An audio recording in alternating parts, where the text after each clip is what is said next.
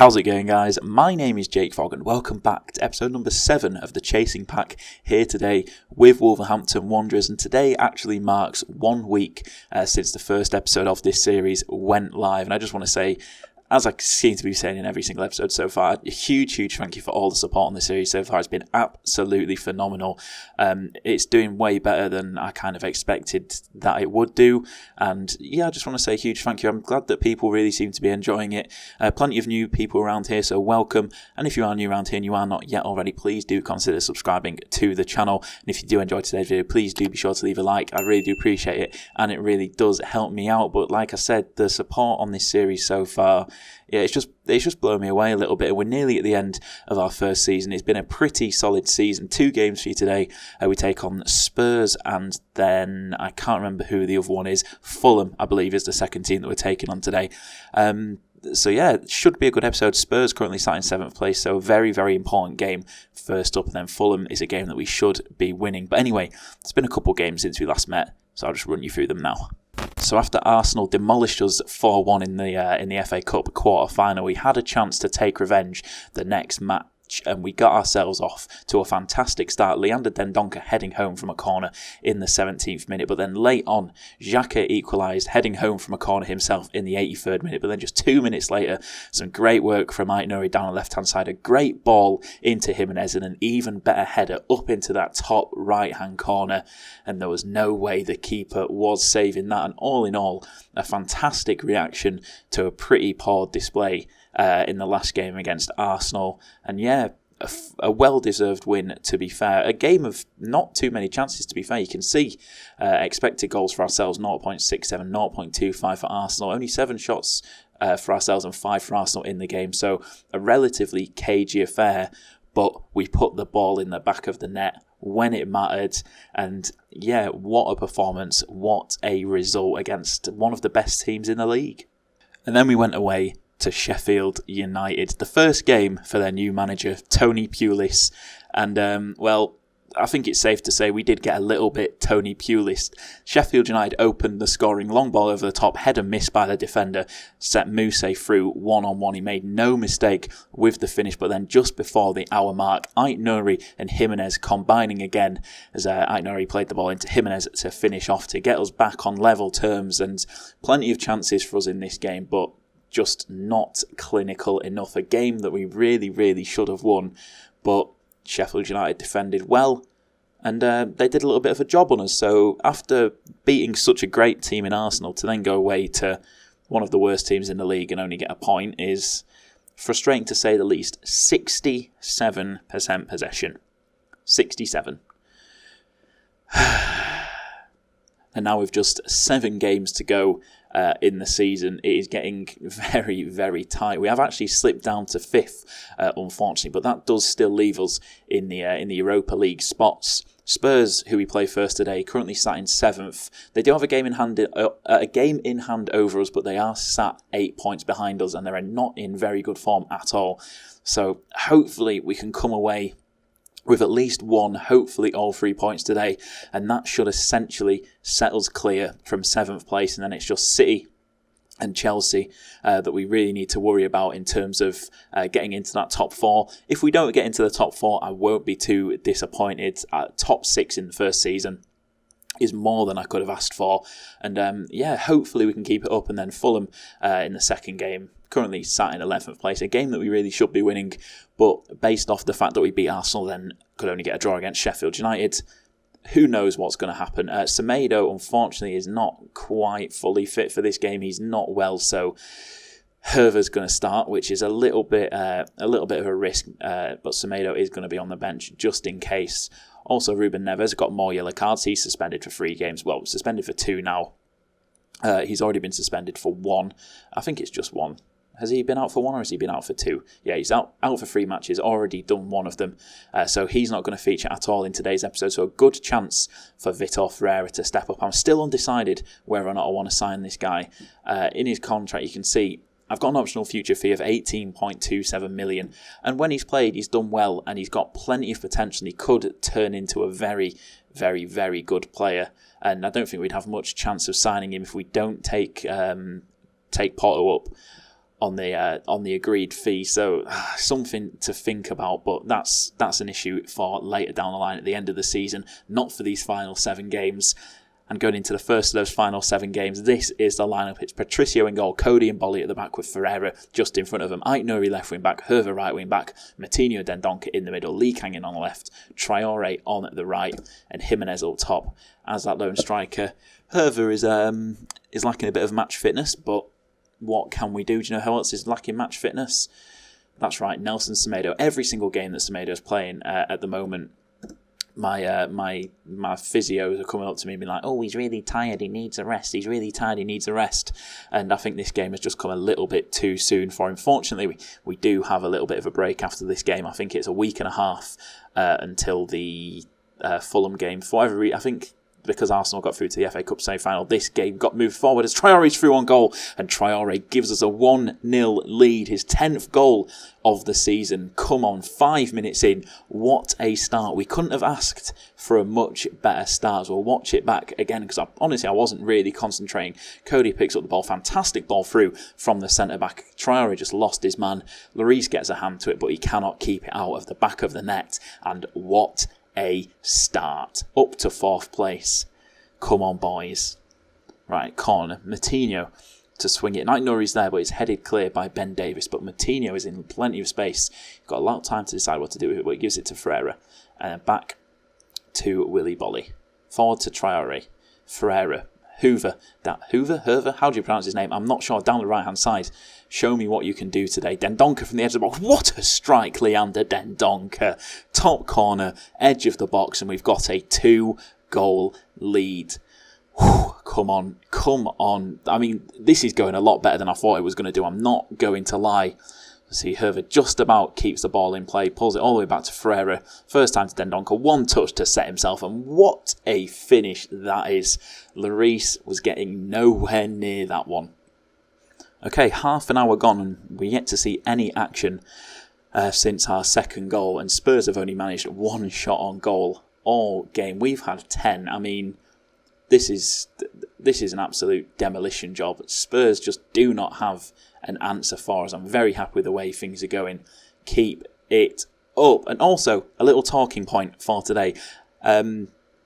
I'm still a little bit undecided on what I want to do for my main series. So if you have any ideas or things that you would like to see, be it a journeyman, a one club save, a build a nation type save, please let me know in the comment section down below what kind of series you would potentially like to see, and I can kind of collate all the ideas, see what people would like to see, and then maybe decide for myself what I'm going to go with, as we're making a couple changes here. In fact, you know what? Let's use all 3. Pedence, Saiss and Fabio Silva all coming on for these final 20 minutes. Just get some fresh legs out there, rest some players. But yeah, please let me know in the comment section down below what you'd like to see. I think I'm kind of undecided. I wanted to do a long-term save in England, but with the new work permit rules, I don't think it'll be as fun. I think it'll be really tough to actually do a save like that, especially when you get higher up and you start relying on players from outside of England.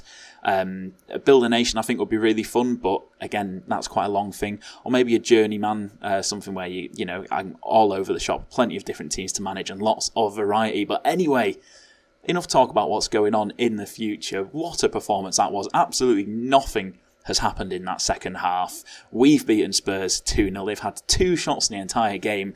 I mean, just look at that expected goals match story. Poor Spurs. Poor Spurs. Traore, man of the match.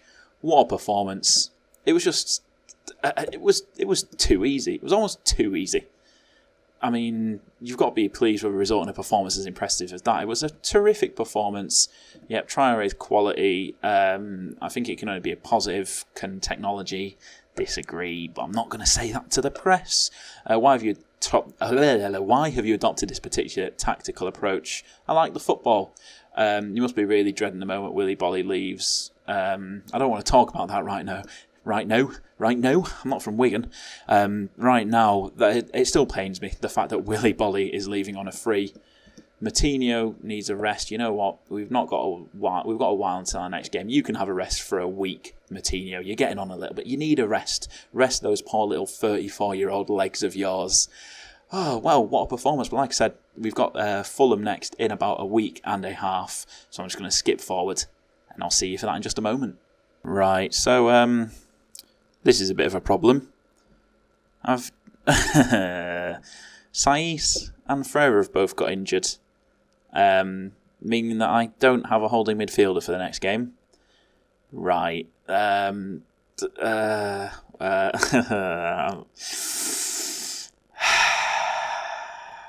Right. I'll need to figure out a plan.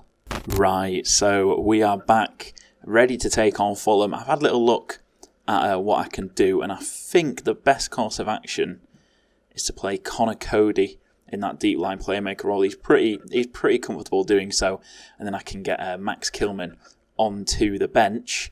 And then I don't really have many fit players that can actually go on the bench as well. So I don't think that substitutions are going to be used very much today. Also, Semedo is hopefully fully fit again and won't be absolutely knackered after playing one game. But anyway, I think this is the lineup that I'm going to go with. It's a little bit makeshift, but not as bad as I thought it was going to be. So it's Patricio in goal, Bolly and Kilman at the back with Cody just in front of him, Aït-Nouri left wing back, Semedo right wing back, Matinho and Dendoncker in the middle, Lee Kang-in on the left, Traore on the right and Jimenez up top as that lone striker. Kilman's lacking a little bit of match fitness, but who really cares? I don't really have another option, so he's just going to have to suck it up. Tell the boys to pick up where they last left off. That's what I was trying to say. And hopefully we can perform better against Fulham than we did against... What is this stadium? Right. Is this because it's under construction in real life, innit?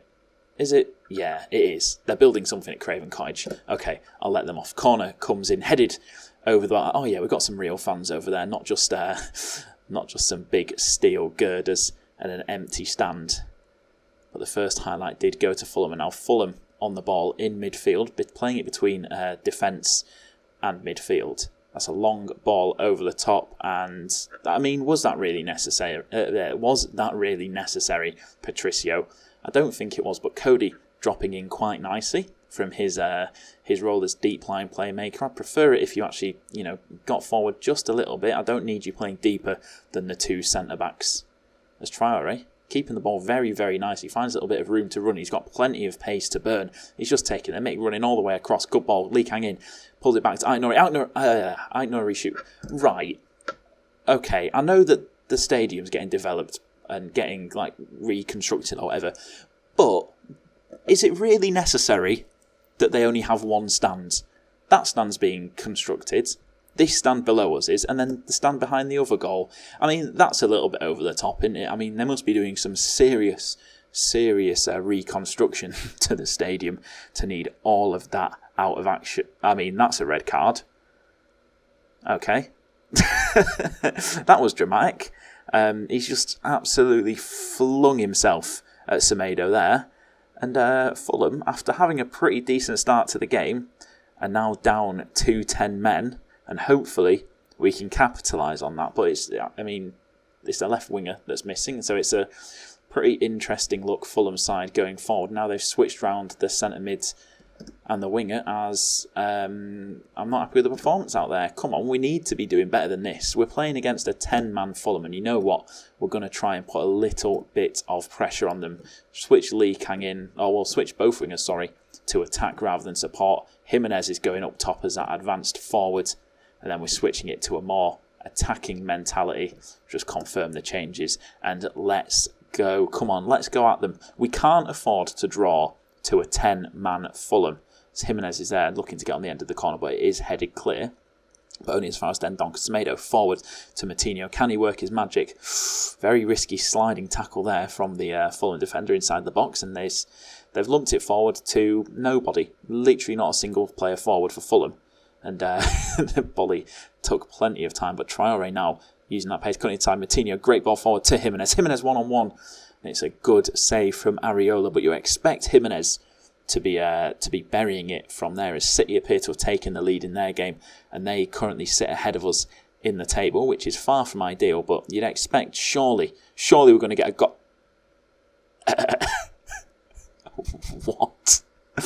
I mean, okay. Right. I'm not really sure what happened there. I think Moutinho whipped it in. Everyone just ignored it. It bounced off the post and Jimenez finished it. Let's see. Yeah, that's exactly what happened. Not really sure why the keeper just left it, but I'll take it as we're seeing it again just to confirm that Jimenez was in fact a long way onside. I mean, good reactions to be fair. He predicted very well where the ball was going to bounce off the post. So he's done very, very well in that regard. But Semedo into Jimenez, and he just completely misses his header. But the long ball forward is, to surprise absolutely nobody. It's Cody with a long ball forward of his own. Now, I mean, this is some very, very sloppy passing. But fortunately, Fulham just do not have any players forward. And every single time they get it clear, we just get the ball back. We get another attempt. Semedo to Traore, unmarked in the box. That's a fantastic, at least attempt at a tackle. And nothing comes of the attack. But another highlight on the hour mark. I feel like there's going to be plenty of highlights from here on out. Moutinho to Semedo. What can he do? Can he find a man in the middle? Lee Kangin is there. One touch and Lee Kangin makes no mistake with the finish. The keeper had already dived before he even took his shot. And he still went the same way as the keeper. And he managed to score somehow. Very, very, very funky. Oh, I thought we were going to get a nice funky angle for the replay. You'll see he takes a touch. Keeper dives before he's even took the shot. But it's a fantastic finish into that far corner. And now I think it's probably a good time to rest some players. Moutinho especially, you're always tired.